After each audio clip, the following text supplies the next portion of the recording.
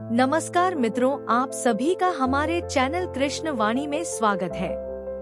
आज हम श्रीमद् भगवद गीता अध्याय 6वां श्लोक 41 से लेकर 47 श्लोक तक ध्यानयोग का अर्थ, अनुवाद और व्याख्या विस्तार से जानेंगे।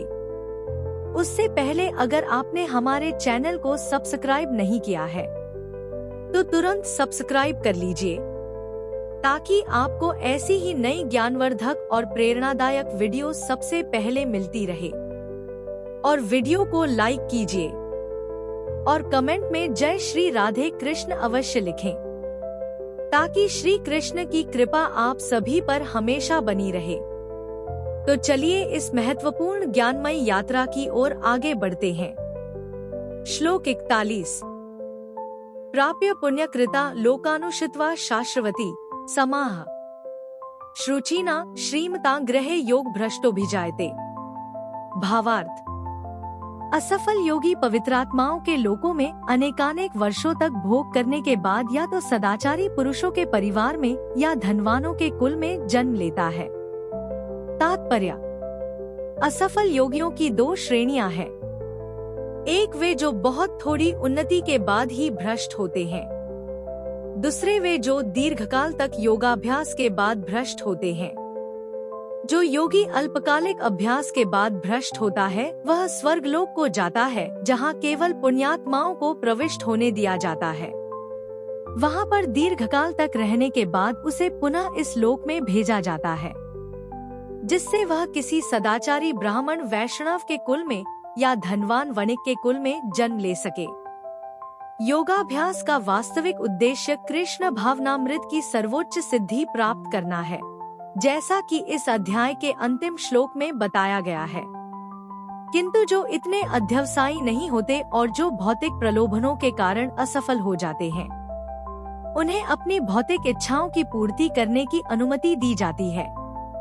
तत्पश्चात उन्हें सदाचारी या धनवान परिवारों में संपन्न जीवन बिताने का अवसर प्रदान किया जाता है। ऐसे परिवारों में जन्म लेने वाले इन सुविधाओं का लाभ उठाते हुए अपने आप को पूर्ण कृष्ण भावनामृत तक ऊपर ले जाते हैं। श्लोक 42। अथवा योगिनामेव कुले भवति धीमताम् एतद्धि दुर्लभतरम लोके जन्म यदीदृशम्। भावार्थ, अथवा यदि दीर्घकाल तक योग करने के बाद असफल रहे तो वह ऐसे योगियों के कुल में जन्म लेता है जो अति बुद्धिमान है। निश्चय ही इस संसार में ऐसा जन्म दुर्लभ है। तात्पर्य, यहाँ पर योगियों के बुद्धिमान कुल में जन्म लेने की प्रशंसा की गई है, क्योंकि ऐसे कुल में उत्पन्न बालक को प्रारंभ से ही आध्यात्मिक प्रोत्साहन प्राप्त होता है। विशेषतया आचार्यों या गोस्वामियों के कुल में ऐसी परिस्थिति है। ऐसे कुल अत्यंत विद्वान होते हैं और परंपरा तथा प्रशिक्षण के कारण श्रद्धावान होते हैं। इस प्रकार वे गुरु बनते हैं। भारत में ऐसे अनेक आचार्य कुल हैं, किंतु अब वे अपर्याप्त विद्या तथा प्रशिक्षण के कारण पतनशील हो चुके हैं। भगवत कृपा से अभी भी कुछ ऐसे परिवार हैं जिनके पीढ़ी दर पीढ़ी योगियों को प्रश्रय मिलता है। ऐसे परिवारों में जन्म लेना सचमुच ही अत्यंत सौभाग्य की बात है। सौभाग्यवश हमारे गुरु विष्णुपाद श्री श्रीमद्भक्त सिद्धांत सरस्वती गोस्वामी महाराज को तथा स्वयं हमें भी ऐसे परिवारों में जन्म लेने का अवसर प्राप्त हुआ। हम दोनों को बचपन से ही भगवत भक्ति करने का प्रशिक्षण दिया गया। बाद में दिव्य व्यवस्था के अनुसार हमारी भेंट हुई। श्लोक 43। तत्र तम बुद्धि संयोगम लभते पौर्वदेहिकम यत्ते च ततो भूयः संसिद्धौ कुरुनंदन। भावार्थ, हे कुरुनंदन, ऐसा जन्म पाकर वह अपने पूर्व जन्म की दैवी चेतना को पुनः प्राप्त करता है और पूर्ण सफलता प्राप्त करने के उद्देश्य से वह आगे उन्नति करने का प्रयास करता है। तात्पर्य, राजा भरत, जिन्हें तीसरे जन्म में उत्तम ब्राह्मण कुल में जन्म मिला, पूर्व दिव्य चेतना की पुनः प्राप्ति के लिए उत्तम जन्म के उदाहरण स्वरूप हैं। भरत विश्व भर के सम्राट थे और तभी से यह लोक देवताओं के बीच भारतवर्ष के नाम से विख्यात है। पहले यह इलावृतवर्ष के नाम से ज्ञात था। भरत ने अल्पायु में ही आध्यात्मिक सिद्धि के लिए संन्यास ग्रहण कर लिया था, किंतु वे सफल नहीं हो सके। अगले जन्म में उन्हें उत्तम ब्राह्मण कुल में जन्म लेना पड़ा और वे जड़ भरत कहलाए, क्योंकि वे एकांतवास करते थे तथा किसी से बोलते न थे। बाद में राजा रहुगण ने इन्हें महानतम योगी के रूप में पाया।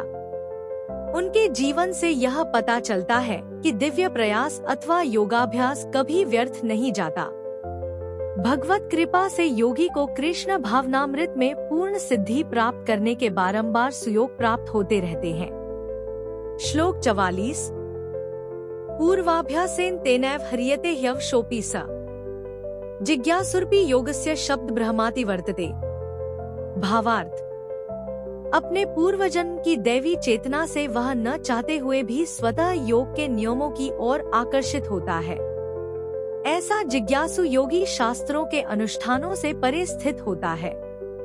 तात्पर्य, उन्नत योगीजन शास्त्रों के अनुष्ठानों के प्रति अधिक आकृष्ट नहीं होते, किंतु योग नियमों के प्रति स्वतः आकृष्ट होते हैं, जिनके द्वारा वे कृष्ण भावनामृत में आरूढ़ हो सकते हैं। श्रीमद् भागवत में उन्नत योगियों द्वारा वैदिक अनुष्ठानों के प्रति अवहेलना की व्याख्या इस प्रकार की गई है। अहोबत श्रवप्चोतो गरियान यज्जहवाग्रे वर्तते नाम तुभ्यम ते पुस्तपस्ते जुहुवः सस्नुरार्या ब्रह्मानुचुरनाम गृणन्ति येते। हे भगवान, जो लोग आपके पवित्र नाम का जप करते हैं, वे चांडालों के परिवारों में जन्म लेकर भी आध्यात्मिक जीवन में अत्यधिक प्रगत होते हैं।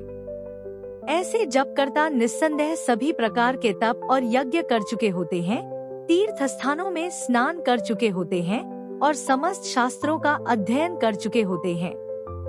इसका सुप्रसिद्ध उदाहरण भगवान चैतन्य ने प्रस्तुत किया, जिन्होंने ठाकुर हरिदास को अपने परमप्रिय शिष्य के रूप में स्वीकार किया। यद्यपि हरिदास का जन्म एक मुसलमान परिवार में हुआ था, किंतु भगवान चैतन्य ने उन्हें नामाचार्य की पदवी प्रदान की, क्योंकि वे प्रतिदिन नियम पूर्वक 3 लाख भगवान के पवित्र नामों हरे कृष्ण कृष्ण कृष्ण हरे हरे, हरे राम राम राम हरे हरे का जप करते थे। और चूंकि वे निरंतर भगवान के पवित्र नाम का जप करते रहते थे, अतः यह समझा जाता है कि पूर्वजन्म में उन्होंने शब्द ब्रह्म नामक वेदवर्णित कर्मकांडों को पूरा किया होगा। अतएव जब तक कोई पवित्र नहीं होता, तब तक कृष्ण भावनामृत के नियमों को ग्रहण नहीं करता या भगवान के पवित्र नाम हरे कृष्ण का जप नहीं कर सकता। श्लोक 45। प्रयत्नाद्यत्मानस्तु योगी संश्रुद्ध किल्बिष अनेक जन्म संसिद्धस्ततो याति परां गतिम्। भावार्थ, और जब योगी कल्मष से शुद्ध होकर सच्ची निष्ठा से आगे प्रगति करने का प्रयास करता है, तो अंततोगत्वा अनेकानेक जन्मों के अभ्यास के पश्चात सिद्धिलाभ करके वह परम गंतव्य को प्राप्त करता है। तात्पर्य, सदाचारी, धनवान या पवित्र कुल में उत्पन्न पुरुष योगाभ्यास के अनुकूल परिस्थिति से सचेष्ट हो जाता है।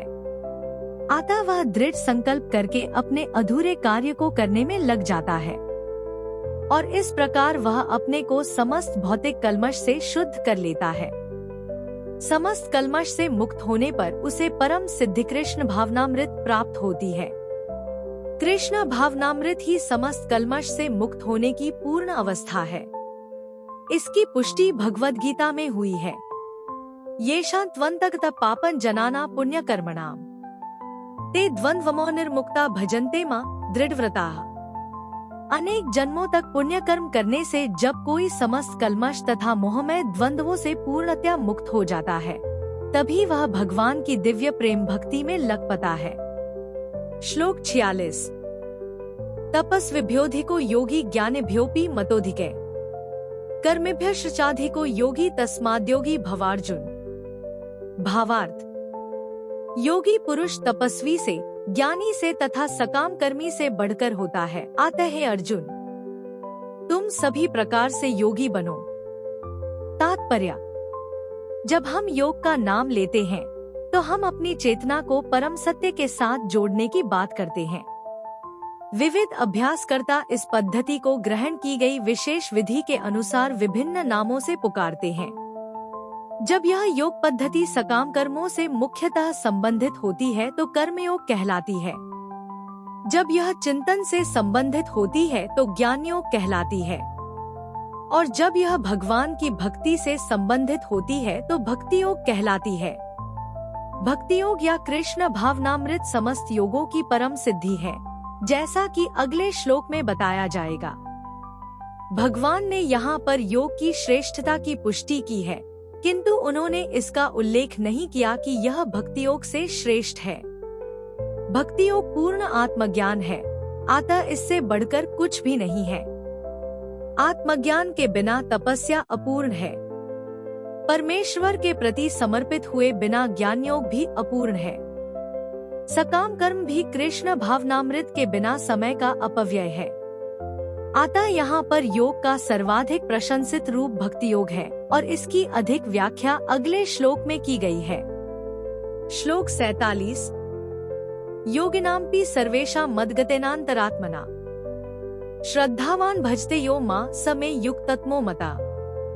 भावार्थ: और समस्त योगियों में से जो योगी अत्यंत श्रद्धा पूर्वक मेरे परायण है, अपने अंतःकरण में मेरे विषय में सोचता है और मेरी दिव्य प्रेमा भक्ति करता है, वह योग में मुझसे परम अंतरंग रूप में युक्त रहता है और सबों में सर्वोच्च है।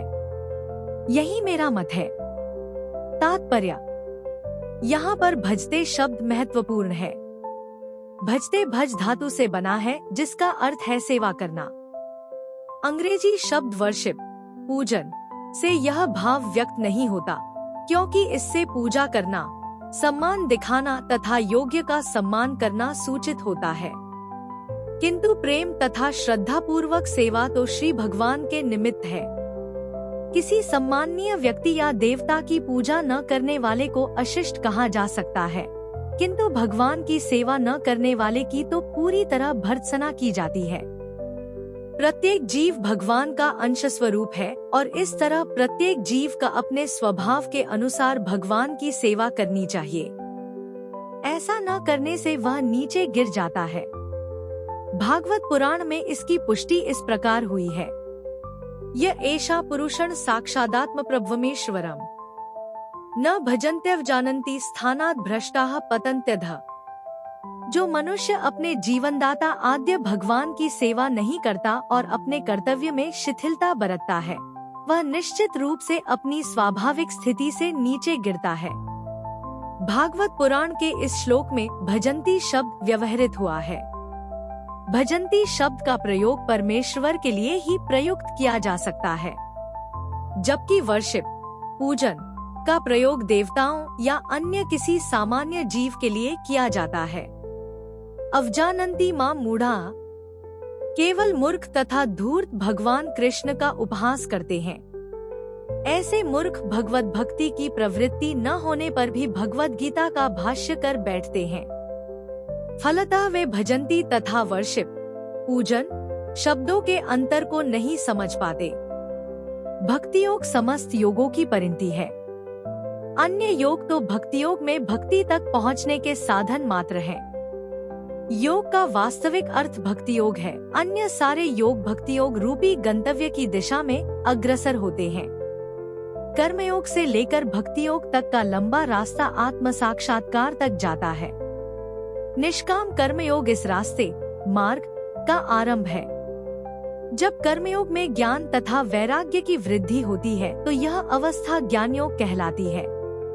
जब ज्ञान योग में अनेक भौतिक विधियों से परमात्मा के ध्यान में वृद्धि होने लगती है और मन उन पर लगा रहता है तो इसे अष्टांग योग कहते हैं। इस अष्टांग योग को पार करने पर जब मनुष्य श्री भगवान कृष्ण के निकट पहुंचता है तो वह भक्ति योग कहलाता है। यथार्थ में भक्ति योग ही चरम लक्ष्य है, किंतु भक्ति योग का सूक्ष्म विश्लेषण करने के लिए अन्य योगों को समझना होता है। अतः जो योगी प्रगतिशील होता है वह शाश्वत कल्याण के सही मार्ग पर रहता है। जो किसी एक बिंदु पर दृढ़ रहता है और आगे प्रगति नहीं करता वह कर्मयोगी, ज्ञान योगी, ध्यान योगी, राजयोगी, हठयोगी आदि नामों से पुकारा जाता है। यदि कोई इतना भाग्यशाली होता है कि भक्ति योग को प्राप्त हो सके तो यह समझना चाहिए कि उसने समस्त योगों को पार कर लिया है। अतः कृष्ण भावनाभावित होना योग की सर्वोच्च अवस्था है। ठीक उसी तरह जैसे कि हम यह कहते हैं कि विश्व भर के पर्वतों में हिमालय सबसे ऊंचा है, जिसकी सर्वोच्च चोटी एवरेस्ट है। कोई विरला भाग्यशाली ही वैदिक विधान के अनुसार भक्तियों के पथ को स्वीकार करके कृष्ण भावनाभावित हो पाता है। आदर्श योगी श्याम सुंदर कृष्ण पर अपना ध्यान एकाग्र करता है, जो बदल के समान सुंदर रंग वाले हैं, जिनका कमल सदृश मुख सूर्य के समान तेजवान है, जिनका वस्त्र रत्नों से प्रभापूर्ण है और जिनका शरीर फूलों की माला से सुशोभित है। उनके अंगों को प्रदीप्त करने वाली उनकी ज्योति ब्रह्म ज्योति कहलाती है। वे राम, नृसिंह, वराह तथा श्री भगवान कृष्ण जैसे विभिन्न रूपों में अवतरित होते हैं। वे सामान्य व्यक्ति की भांति माता यशोदा में पुत्र रूप में जन्म ग्रहण करते हैं और कृष्ण, गोविंद तथा वासुदेव के नाम से जाने जाते हैं। वे पूर्ण बालक, पूर्ण पति, पूर्ण सखा तथा पूर्ण स्वामी हैं और वे समस्त ऐश्वर्यों तथा दिव्य गुणों से ओतप्रोत हैं। जो श्री भगवान के इन गुणों से पूर्णतया अभिज्ञ रहता है वह सर्वोच्च योगी कहलाता है। योगी की यह सर्वोच्च दशा केवल भक्ति योग से ही प्राप्त की जा सकती है, जिसकी पुष्टि वैदिक साहित्य से होती है। श्वेताश्वतर उपनिषद। यस्य देवे पराभक्तिर्यथा देवे तथा गुरो तस्य ते कथिता ह्यर्थाः प्रकाशन्ते महात्मना। जिन महात्माओं के हृदय में श्री भगवान तथा गुरु में परम श्रद्धा होती है, उनमें वैदिक ज्ञान का संपूर्ण तात्पर्य स्वतः प्रकाशित हो जाता है। भक्तिरस्य भजनम तदिहामुत्रोपाधिनैरास्येना मुष्मिन् मनः कल्पन्मेत देव नैष्कर्म्यम्। भक्ति का अर्थ है भगवान की सेवा जो इस जीवन में या अगले जीवन में भौतिक लाभ की इच्छा से रहित होती है। ऐसी प्रवृत्तियों से मुक्त होकर मनुष्य को अपना मन परमेश्वर में लीन करना चाहिए। नैष्कर्म्य का यही प्रयोजन है। गोपाल तापनी उपनिषद। ये सभी कुछ ऐसे साधन हैं जिनसे योग की परम संसिद्धि में अवस्था भक्ति या कृष्ण भावनामृत को संपन्न किया जा सकता है। इस प्रकार श्रीमद्भगवद्गीता के 6ठे अध्याय ध्यान योग का भक्ति वेदांत तात्पर्य पूर्ण हुआ।